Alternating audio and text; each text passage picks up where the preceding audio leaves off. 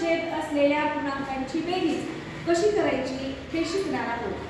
बघा त्याचा छेद आहे 5 आहे 8 म्हणजे वेगळा वेगळा छेद आहे ना, तर ह्याची बेरीज सोप्या पद्धतीने कशी करणार आपण तर पाहायचं. पहिल्यांदा काय करायचं, पूर्णांक आहे त्याची बेरीज करायची. 3 आणि 4 ची बेरीज केली किती आली आहे 7. त्यानंतर काय करायचं, हे खालचा छेद आहे की नाही 5 आणि 8 यांचा गुणाकार करायचा. 8 पंचे 40. त्यानंतर ह्या छेदाची 8 आणि 5 ची बेरीज करायची. 8 आणि 5 13. झाली बेरीज करून. बघा किती सोपं आहे. आता पुढचं तुम्ही सांगा. बघा इथं पूर्णांक आहे 6, इथं आहे 2. 6 आणि 2 किती 6 आणि 2 8.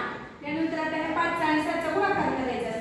7 12 12 35. त्यानंतर त्यांची बेरीज करायची. 7 आणि 5 12.